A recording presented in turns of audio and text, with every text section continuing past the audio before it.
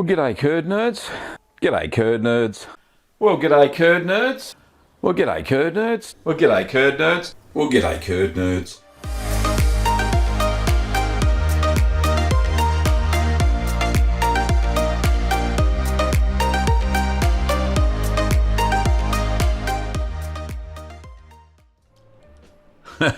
Welcome, Merry Christmas, Happy Holidays, all that.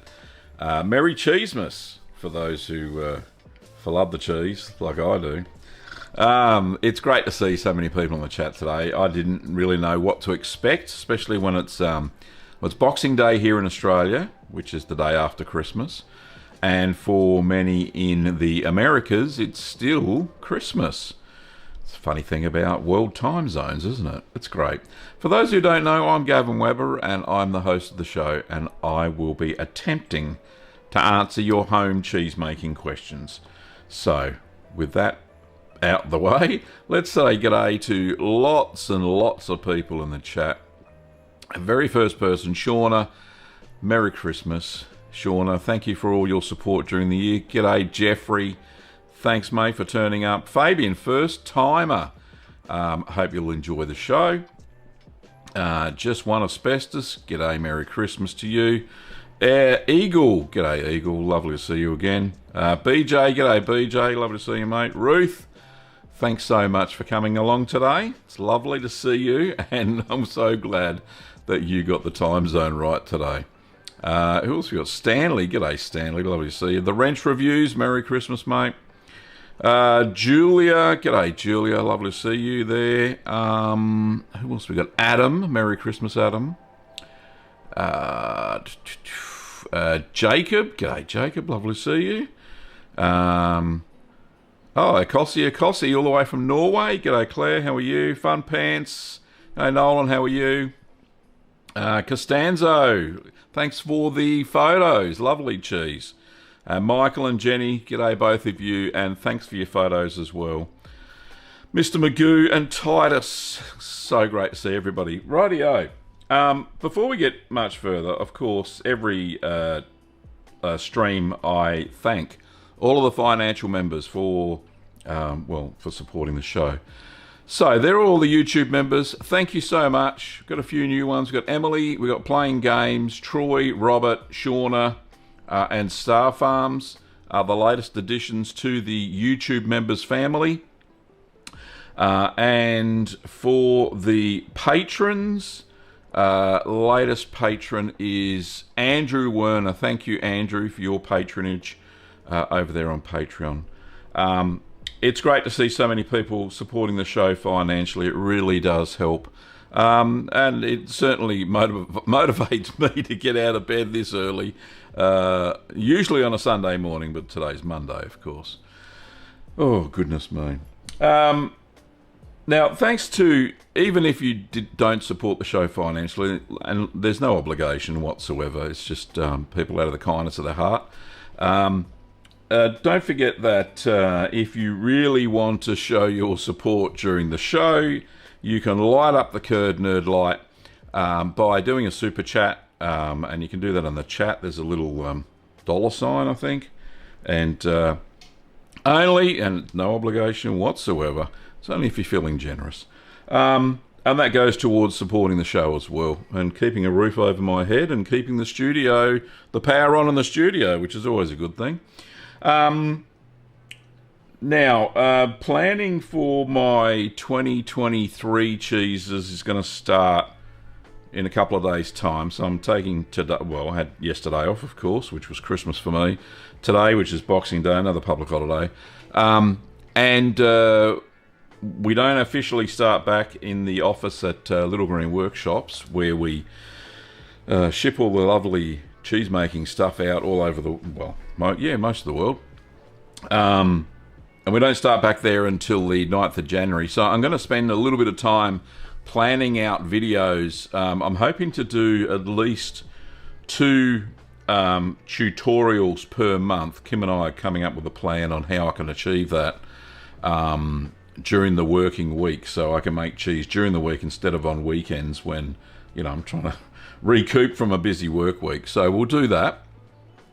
And I'm trying to plan out different cheeses. So if you have any cheeses that I have not made, and you think that it's popular enough that it would appeal to the masses, then please drop the name of the cheese into the chat, and I'll see what I can do and see if I can find a recipe or make something similar. You know, a lot of cheeses, the recipes are very similar. They're variations on a theme, so we'll figure that out.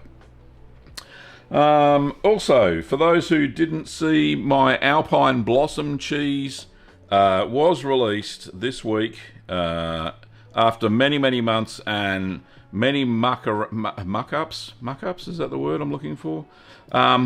So there it is there, Alpine Blossom. If you missed it, that's not the start.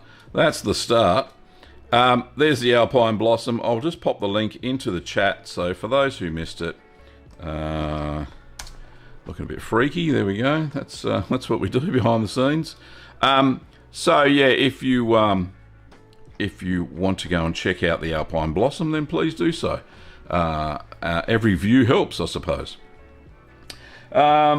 And there are a couple of other ones that I'm working on. The Gavin Reacts #3, and I'm trying to plan out some shorts because the kiddies love them. So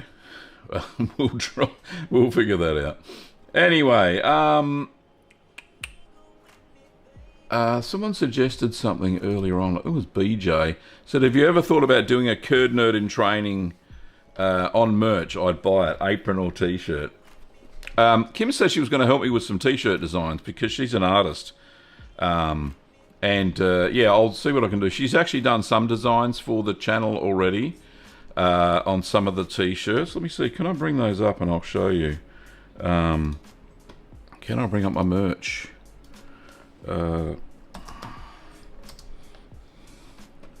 Let's do that, shall we? So over on the merch page, so we've got all the good stuff. So for those who don't know, the merch address is that going to work? No, that's not going to work. So it's merch.cheeseman.tv, as you can see there. Yeah, so we got some good designs that Kim's done somewhere. Where the heck are they? Okay, so we got the cheese mouse. Oh, stop it, cheese mouse. So this cheese mouse appeared in the first book.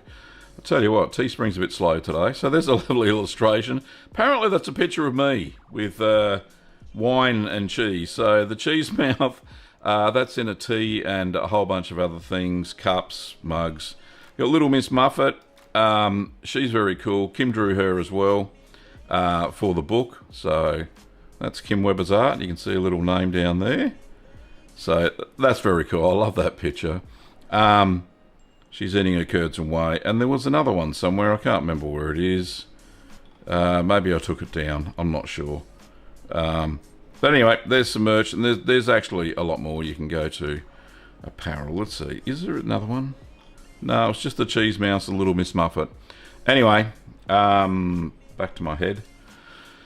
So yeah, so you can go and check that out. But yeah, I will. And I can do aprons. It's on a separate provider. And I'll have to put a link. And when I get that designed, I will pop a link up in the chat, whatever day I've got it published. So we'll do that. Okay. There are some other questions. Where is it? Just one asbestos. Well, I'll be very disappointed if when Gavin shows up, he's not wearing a Santa hat.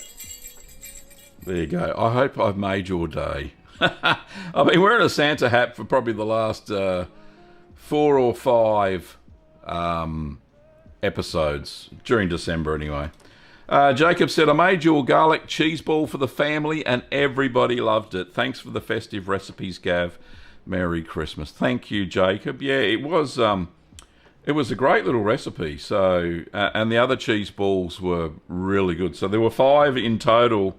So you can check that video out. It's on the main channel page. And yeah, they're good for parties generally, not just for Christmas. But I thought festive fromage. Somebody came up with a suggestion. One of the curd nerds in the chat. It was great. Okay. There's a question from Adam. It says, Gavin, I'm fairly new to cheese making. I have a gifted MA 4001 culture. What cheese would you recommend I make with it? Well, it's MA 4000 series. There are 4001, 2, 3. They're all the same culture. They're just different variations to prevent, what's it for? Phage control. Anyway, phage control is a whole nother subject. But, Adam, some of the best cheeses that I use MA 4000 series for are cheddar-style cheeses. So, anything that needs to be similar to using raw milk. Apparently, all the cultures in it are very similar to what's naturally available in raw milk.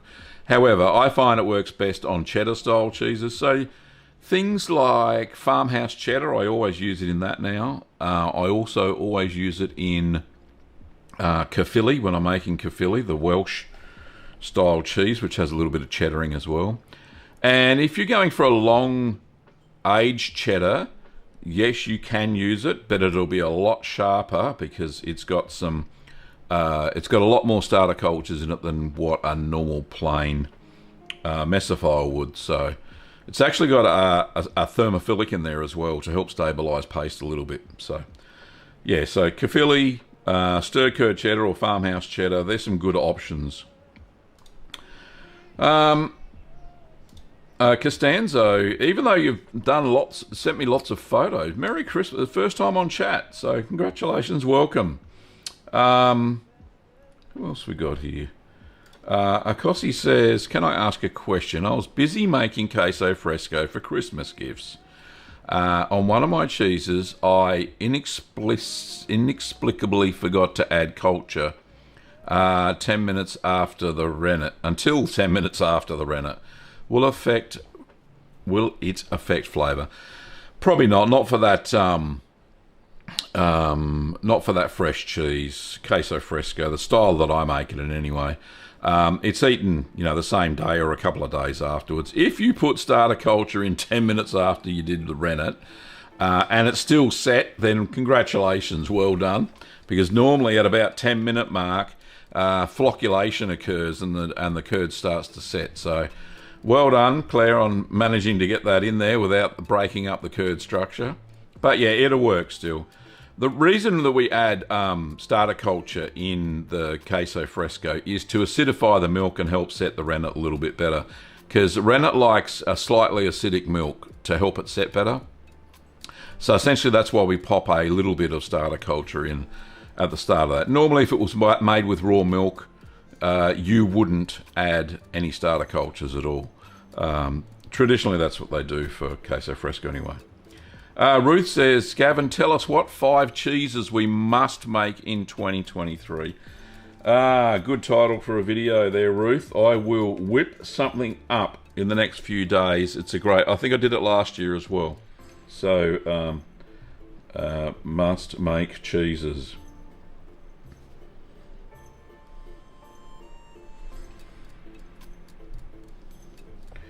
Well, I think, the ones that I can think of, top of the list, Gorgonzola, definitely a winner. It was fantastic. Even Kim liked it, and she's not really too much of a blue fan. She eats blues, but not a massive fan. But she reckons this one was so creamy and lovely. Another one that happened this year that was fantastic, and it was just a pure fluke, I think, was the smoky paprika Caerphilly. Absolutely must make that. That was just absolutely fantastic. So there's 2 that I can think of without going through my list that stick out, Ruth. But yeah, I will do a video like I did similarly on cheeses you must make in 2023. But yeah, I think people enjoy that sort of format as well. So thank you, Ruth, for that very friendly reminder. Okay. Ruth says, also please talk again about the protective culture. I used it in my Gaviera, but it's still getting little bluish spots. Not a problem, but I was surprised. Did I use enough? So Ruth, it is a protective culture. It's supposed to stop yeasts and molds and CO2 development is another thing that it's supposed to prevent as well. So it's Penicillium plantarum and Penicillium. I can't remember the second one. Starts with an R. Let me go and have a look. I can't leave myself hanging. Where is it, Gav? Let's go to the store and have a look, shall we? Cheese making. So if I go down to starter cultures and look for LPRA, which is the protective culture that we stock. What have I called it? Probiotic something. I know it's out of stock. Here it is. Strains. Rhamnosus. Yeah, so Lactobacillus lactis rhamnosus and Lactobacillus plantarum. I think I said Penicillium plantarum. That's not right. So those two cultures, they protect. They're a generic probiotic culture that prevents molds and yeasts and unwanted bacteria and stuff. You will still get a little bit, Ruth.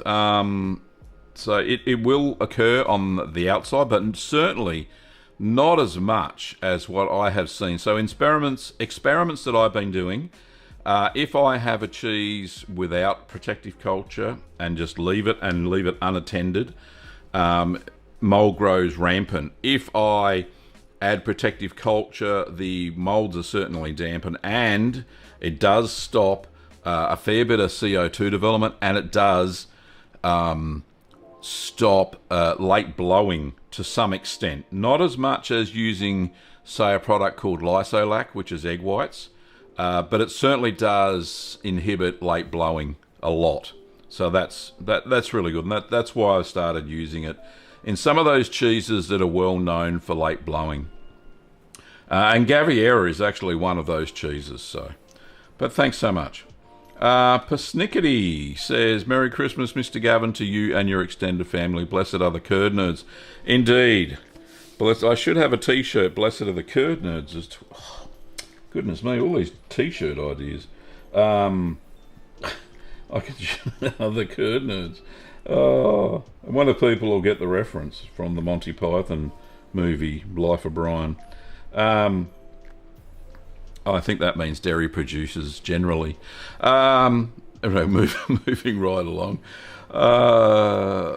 Nolan says, hello, Mr. Gavin. If you're looking for a cheese idea, my wife and I recently had Kopanisti whilst in Greece. Very unique and spicy. Right, let's write that down. How do you... Kopanisti. I haven't heard of it. I will do some research, see if I can find something. I actually did get a recipe. It was like a Greek cottage cheese from somebody this week. I can't remember who. Let me just see if I can find it. Who was the recipe from? Paul Jerish. Thank you, Paul, for sending that through. Yeah, he sent a recipe through for a Greek cheese called Anthoriro. I think that's how you say it. Hang on, I'll just put it in the copy the name into the chat. Oh, you dag. Right. So that's the name of the cheese. He sent me the recipe for that, which is great. I will, and there is a recipe there. It looks fairly simple, but it looks a little bit like cottage cheese, but Greek style, if that makes sense. So that should be pretty cool. I'm going to give that a go. So, where's the next question? Marie says, hello, first time chat here. Hello, Marie, welcome. Merry Christmas from Queensland. I'd buy an apron. What's that? A curd nerd in training apron. I love the little Miss Muffet merch. Thanks so much. Yeah, that was Kim's idea for, it's in the first book as well. Keep calm and make cheese. Cool Cat says, good evening and Merry Christmas, Gavin, and everybody in the stream. I hope you're all having a great Christmas day. Indeed. Thanks so much. Red Hot, welcome. Nolan says, have you tried adding lipase to Guidos? No, I haven't. I haven't remade Guido since the first time I made it and did the video on it. However, people in the Facebook group Learn to Make Cheese have added lipase and aged it out to about 6 months, and they reckon it is really, really nice. So it's more robust. So it's very similar to, say, a pecorino made with cow's milk, but very very young, if that makes sense. Because pecorino is normally a sheep's milk, so yeah, a lot creamier. Just one says, if you're going to invent your own style of cheese, what would you do? Well, I actually have invented a couple. So there was a cheese that was a big mistake called Lazarus cheese, and that turned out very nice. It was delicious. Another cheese that I made was the Petite Blue, which is a blue cheese that has the flavour of blue, no veining, but it's kind of like runny like a camembert. So go through that. The what is it?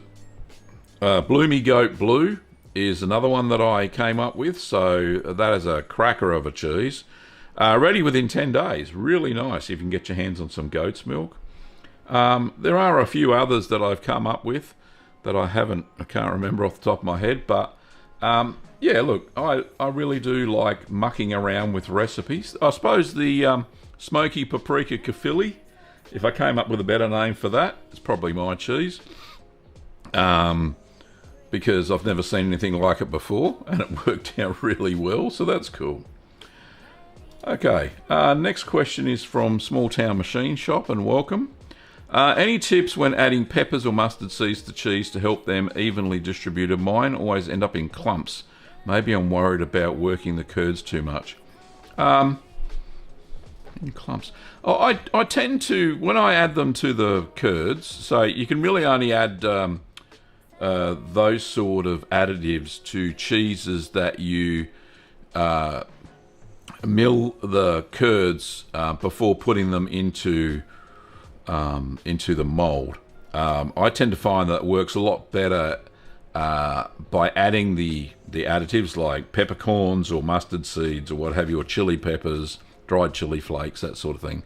When you've got a cheese recipe that adds salt at the same time, so adding salt to the curd, so mainly English style cheeses where you add salt to the curds, then I add the those additives, the herbs or spices, and it seems to work out all right. And when you mix the salt, you've got to really mix it, so you're also distributing all of the herbs or spices throughout, and you don't get many clumps. So that's the way I find it anyway, because you can't really overwork the curds too much when you're adding the salt. You really do have to distribute it fairly well.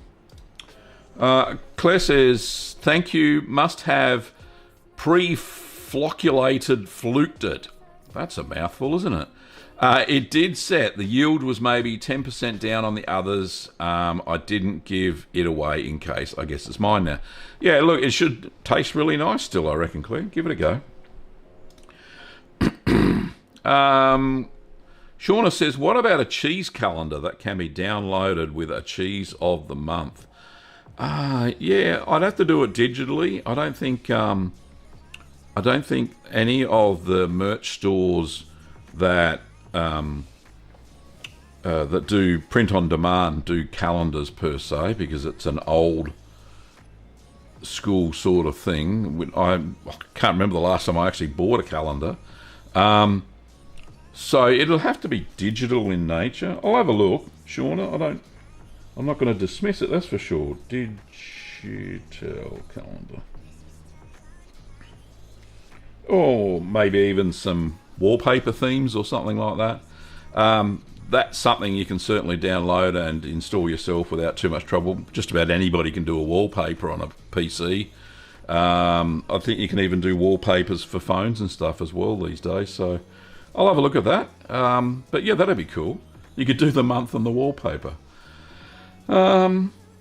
Ty says, have you ever made a dry stirred cheddar? How does the dry stir impact the cheese? Yeah, Ty, so I call it a stir curd cheddar. It's very similar. It seems to work okay. I've had some very good cheeses out of it. How does it impact the cheese? Well, you still get a cheddary flavour, which is good, and the texture's not as crumbly, I suppose, as cheddar, dinky dye cheddar is. That's very Australian, isn't it? Dinky dye. Which, I don't know, I was going to say, which means true blue. So, yeah, all right. I'll stop doing Aussieisms. Yeah, so if you have a look at certain cheese... So I have done quite a few stir-curd cheddars. One that really comes to mind is the Farmhouse Cheddar Blue, which was absolutely fantastic. So that was a really good cheese. Oh, look, the curd nerd light's gone off. Thank you so much, Nolan. Let me just get that up there. $5 US. Thank you so much, mate. Merry Christmas to you and all of your family, and to all the curd nerds, of course. What was I talking about? Yeah, stir curd cheddar. Yeah, so it has a fairly loose texture, which is good. There are quite a few mechanical holes if you don't press it enough. And with that Farmhouse Cheddar Blue, I intentionally didn't press it as much as I normally would. Normally I would press it down to about 50 pounds of pressure, or what's that, 22.5 kilograms. And it knits fairly well and closes up the rind. The rind was closed on the one that I made, but it had a lot of air pockets, which was perfect for a blue cheese. But yeah, you can go and check that recipe out. Evan says, Merry Christmas, Gav. Thank you, Evan.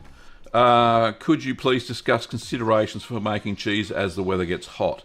Making some camemberts today, and it's going to be 31. Well, hopefully it's not 31 in the kitchen. Because, yeah, when I make cheese around this season, I've got the air conditioner on and got it down to about 21, and that's fine. That's normal temperature inside our house anyway, so that's very cool. So if it gets much hotter than that, remembering that when you're making cheese, the target temperature is at about roughly 32 is the bottom level of, the target temperature for a lot of cheeses when you add the cultures and add the rennet, right?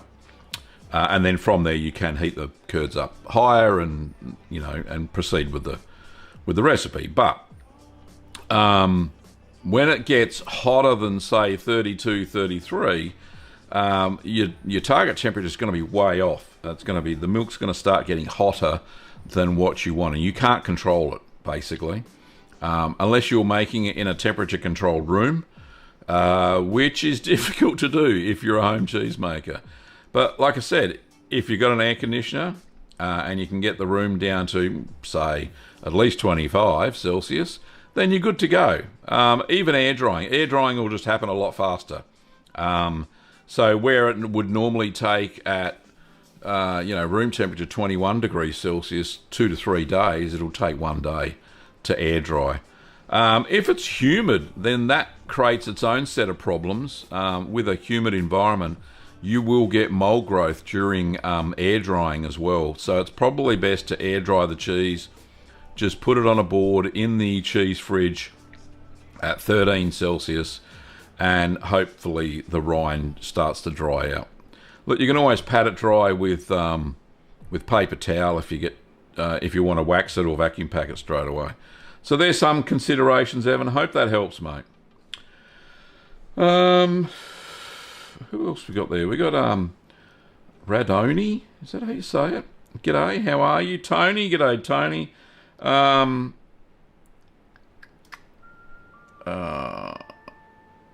Okay. Hi, why sometimes 2 times exactly?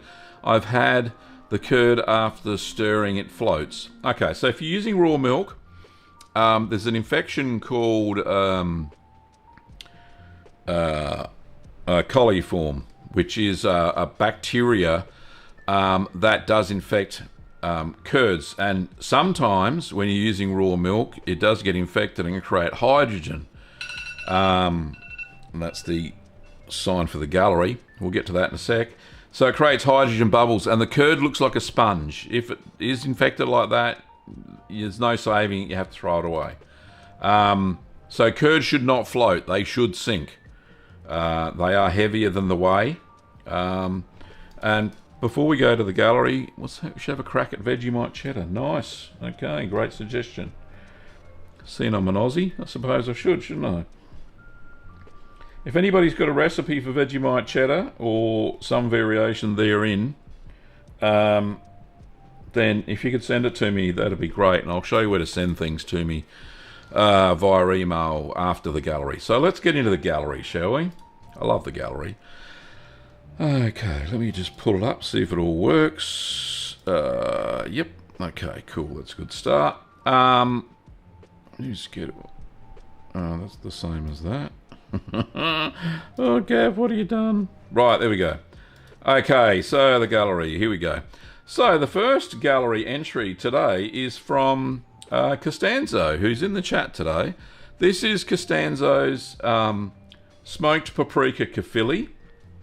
And he says, this is my kafili with smoked paprika, made November 29th, and on December 9th, it was covered with mould. Okay, so there's the mould on the outside, which is fine, no problems with that. It looks like pretty big cheese. So then scrape that off, and the mould was only on the paprika. It wasn't actually on the right of the cheese, so I cleaned it and reapplied like you said, but the mould came back and I cleaned it again. The mould was only on the paprika, as you can see. Okay, so the next photo, there it is, all cleaned up. So no trace of mould, nice red rind, which is absolutely gorgeous looking. Says the taste is creamy and the rind is a little smoky. I will serve it at Christmas. Merry Christmas to you and your family, Costanzo. Thank you, Costanzo. Appreciate it. And there it is, cut in. That's perfect. That's exactly what kafili's supposed to look like. Well, my version anyway. And yeah, if it tasted creamy and had a slight tang to it, then yep, that's spot on. Well done, Costanzo. Congratulations on an amazing little cheese. Okay, the next photo in the gallery is, and I showed this on Wednesday, so I thought I'd show it again. This is from, who's this one from? This is from David. And David says, good morning. These pictures were taken by the people at Ardman who I worked with on this project, which was What's Up With Everyone. I think it's a, I'll just put the link to that in the chat. Can I do that? Yeah, there's the chat box. So there's our website there that David was working on with Ardman.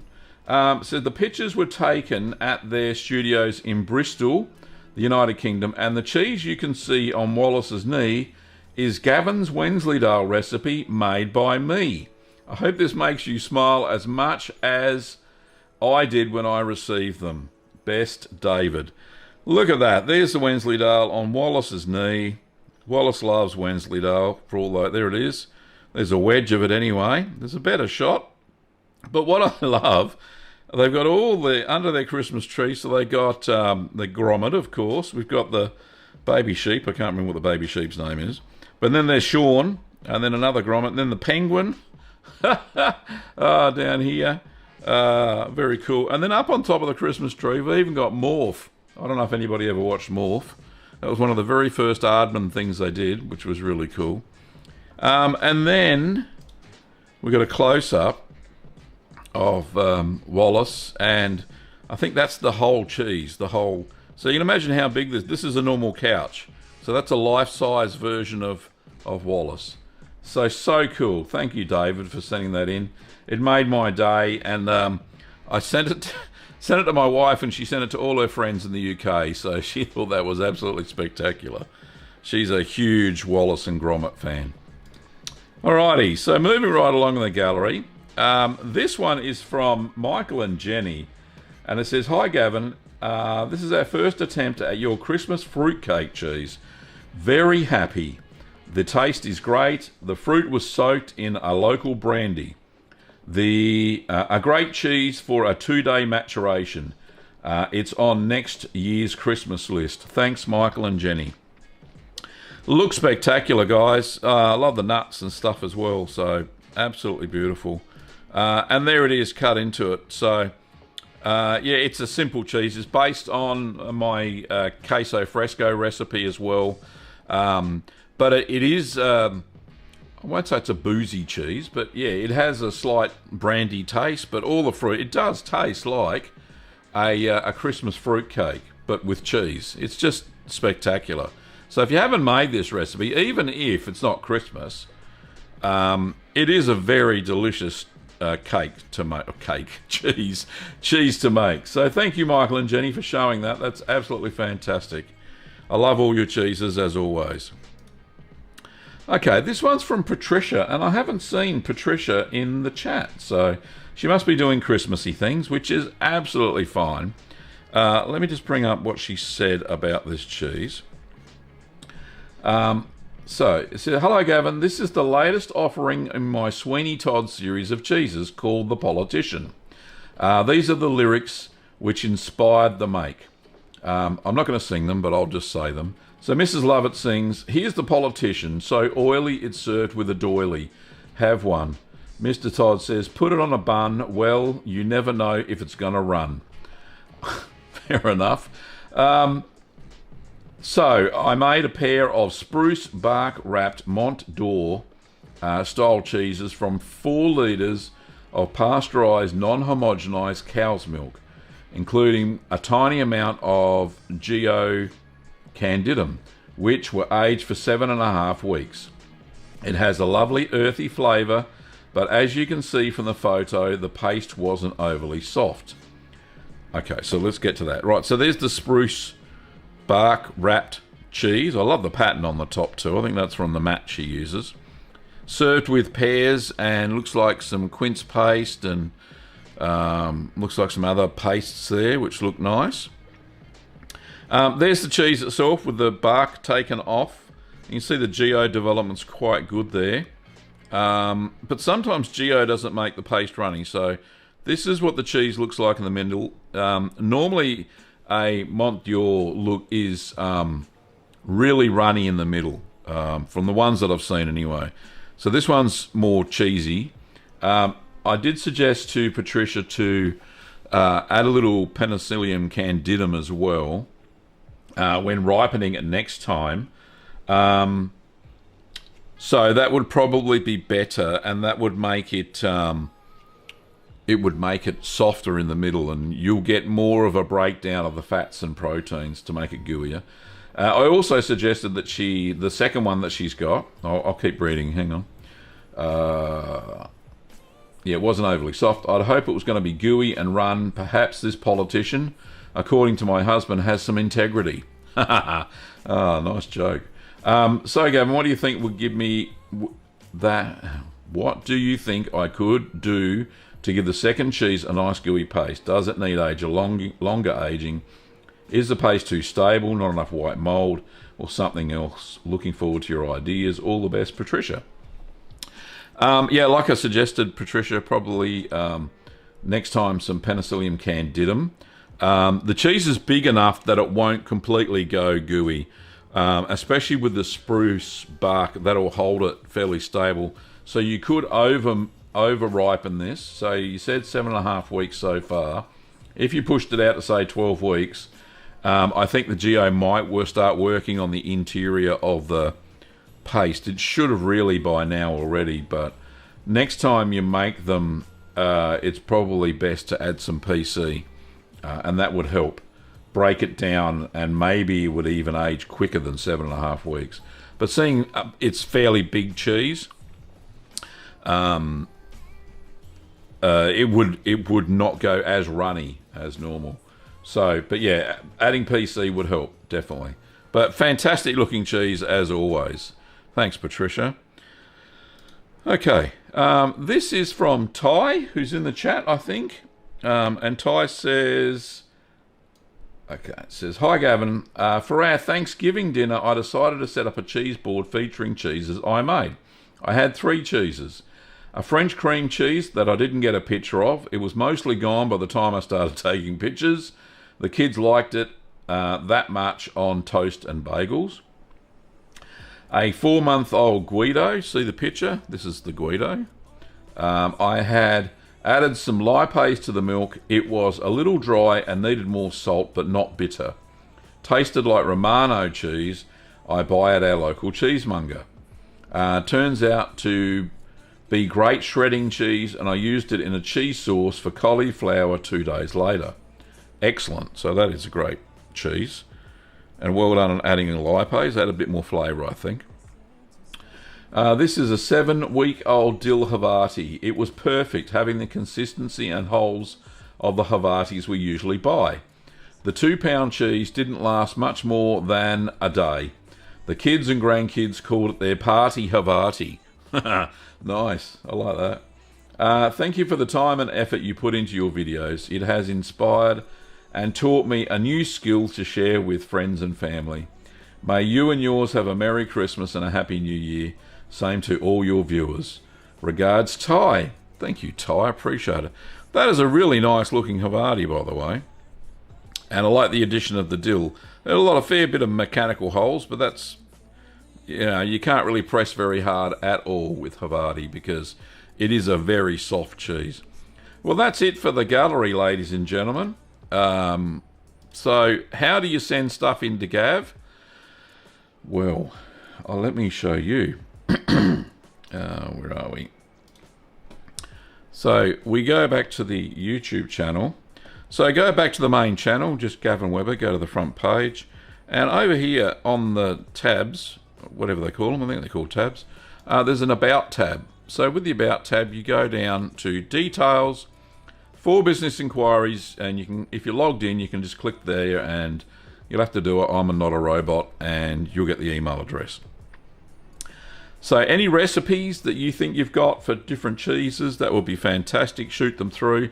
If you've got any photos of cheeses that are that you're proud of and want to showcase to all the other curd nerds on these live shows, then please do so. Don't forget to let me know which day of the live stream you'd want it on. So, because I do Wednesdays and Sunday mornings normally. So let me know which day. If you don't specify, I'll just play it on the next one. But yeah, even if you have disasters or you want some advice, then that's what Ask the Cheeseman's all about. So you can certainly shoot through a photo of something that's not quite right, and I can help diagnose it, and make sure you put a fairly decent description of what went wrong, and I'll try and help out and see how that goes. Anyway, that's it for the gallery. Thank you, ladies and gentlemen, for sending all of those lovely photos in. You know who you are. Okay, so let's continue on. We've got 15 minutes or so for some more questions. Costanzo says, Gavin, the kefili with the paprika, everybody loved it, and all the other cheeses that I have made. Well done. Congratulations. Yeah, it was a great looking cheese. Ty says, my Guidos came out tasting like Romano. Very nice.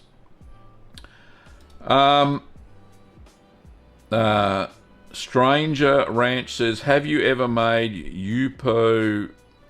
That's not quite how I spelt it, but Yupo Lesto. Hang on, I've got a recipe. Did I shut the window? No, I did not. Let's have a look. So, there it is. That's the one. I think it's spelt just like that. Finished squeaky cheese. Hang on, I'll get the recipe, and what a good looking cheese. I think this is the one you're talking about. Okay, let's go back here and put it in the chat. There's the thing. Yeah, so that is, as far as I can tell, what you're talking about. Justo Lipa, I think. Very similar. Lipa Justo. It's the words around the other way. And I've seen spelling for both of them. So, yeah, I have made that, and it turned out absolutely fantastic, especially with a bit of cloudberry jam. So, absolutely delicious. Cool Cat says, Petite Blue looks awesome, and it's the one I'm having a crack at for my very first cheese eventually. Well done, Cool Cat. Hope that works for you. It's ready in about 30 days, so if you go any further than that, it's going to be runny as heck. So just make sure you're checking it at about the 25-day mark when you're making that Petite Blue, because it does like to go runny in the middle, which is great. I do like a good runny, gooey cheese in the middle. Kim, not so much, but I do. A few people saying Merry Christmas. Who we got that? Anthony has turned up. Thank you, Anthony. Occult Nino, lovely to see you, mate. And Gypsy Smith. Hello, Gypsy, lovely to see you. I think it's first time on the chat. Fun Pants says, any concerns following your Graviera recipe only using cow's milk without having the protective culture? Just make sure that the milk is pasteurised. If you're going to use raw milk, then it will blow. It'll go late blow straight away. Because that's the type of recipe it is. But yeah, with Graviera, I used 50% cow, 50% goat to get the flavour that I wanted. And yeah, it was spot on from the Gavieras that I've had. So yeah. Cool Cat says, oh my goodness, that looks beautiful, the Caffili, the fruitcake cheese, which was a queso fresco. Very nice. Cool Cat says, Morph was on Tony Hart and he also had a gallery. Maybe you should pinch his music if it's publicly available. Cool Cat, Kim, I used to watch that when I was a kid too. We had that on the ABC here. But yeah, Morph was actually made by Aardman Studios. Was one of the very first things they ever did. And yeah, you're right, it was on Tony Hart's Art Attack, I think it was called. Yes, and they did have a gallery, but unfortunately the music is copyrighted and you can't play it. It goes something like this.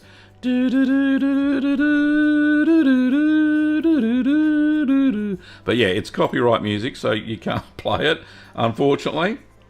But it is very cool. Cool Cat also says the paintbrush cheese knife is cool. From Patricia's photo, it's very good. Akosi says, okay, good night, Merry Christmas. Indeed, I hope you have a lovely, had a lovely Christmas day, Claire, over there in Norway.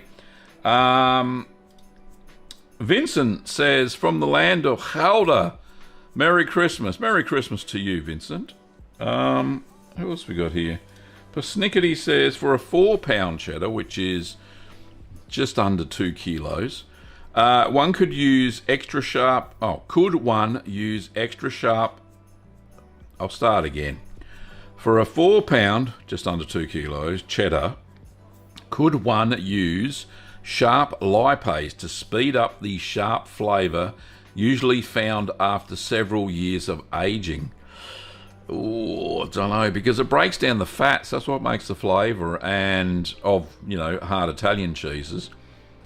And really, if you have a look at lipase, cheeses that lipase is added to, it always uses a thermophilic starter culture. Thermophilic starter cultures tend to stabilise the paste much better than mesophilic starter cultures, which cheddars are made by.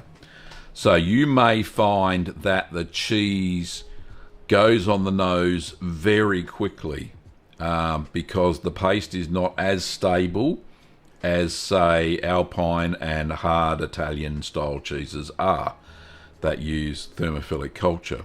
So I could not predict the outcome of what would happen. I don't think it would speed up the flavour of a cheddar. Cheddar is what cheddar is. It takes a while to get the flavour, as you know.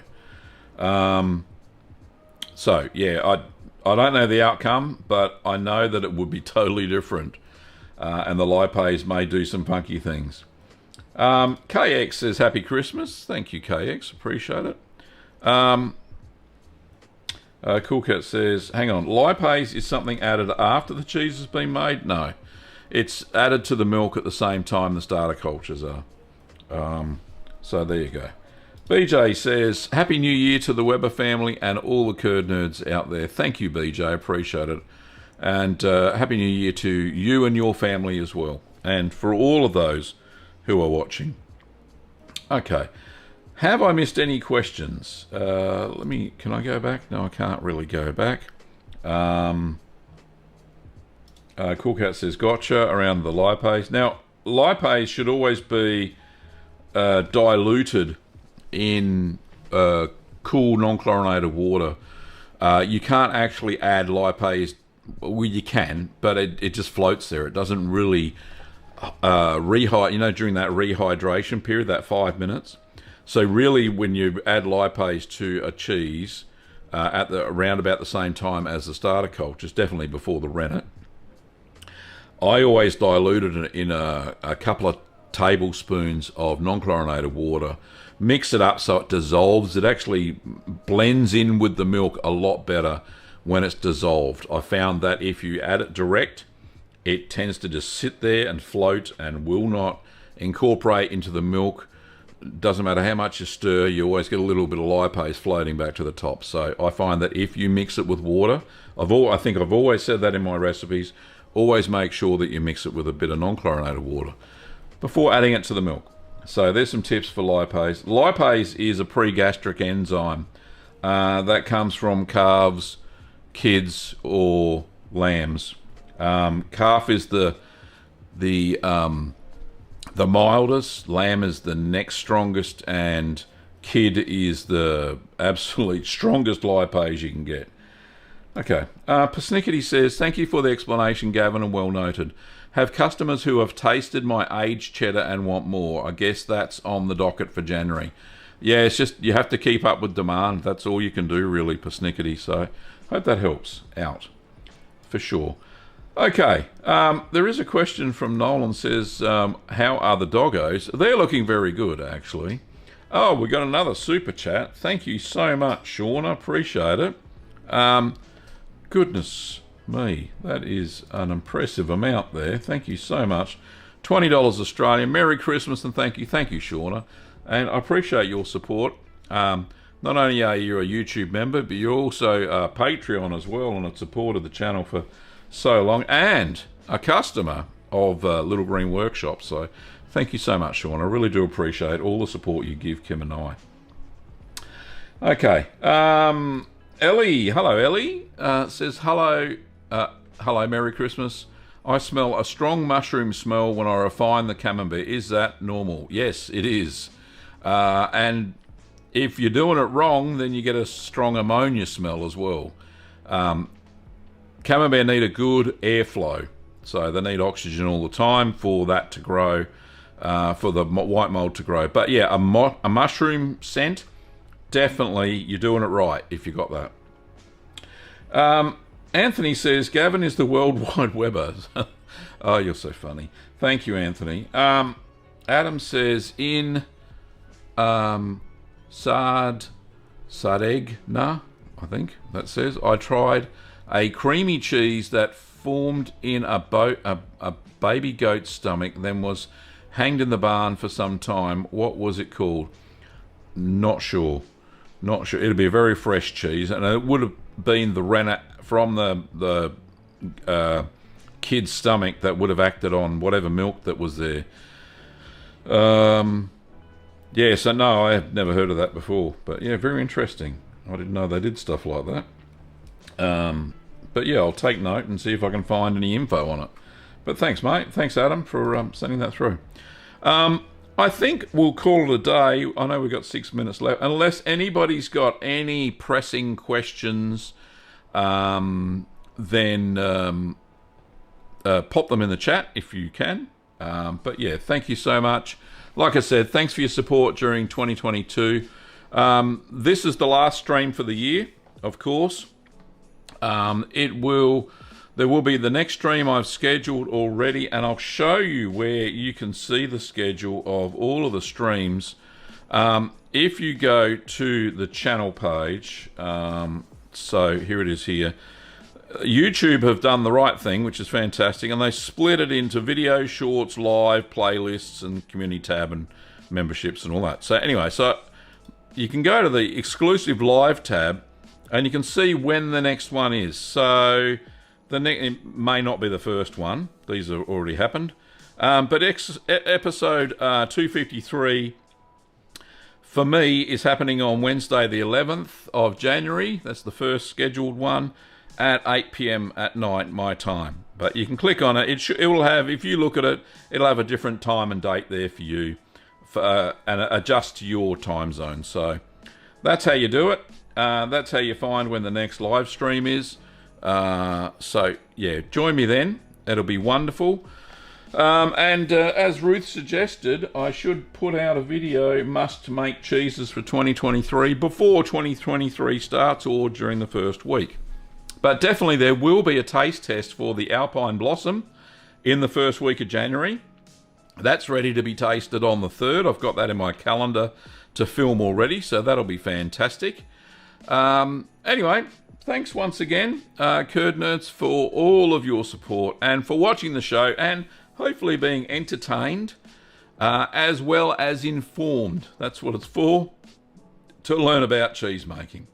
Now, if you really want to learn about cheese making, then you can do it in a structured way over at the Curd Nerd Academy, courses.littlegreenworkshops.com.au. You can also pick up cheese making supplies at our shop. We don't ship again until the 9th, but it's littlegreenworkshops.com.au. And of course, as I showed before, the merch store, you can go and check that out at merch.cheeseman.tv. So, thanks for watching, Curd Nerds. I appreciate all of your time, as always, especially on either Christmas Day or Boxing Day morning. But yeah, it's been fantastic. It's been a great year. 2022 has been good to us, I think, especially in the cheesy world anyway. All right, thanks for watching, Curd Nerds, and I'll see you next time. See you later. Bye-bye.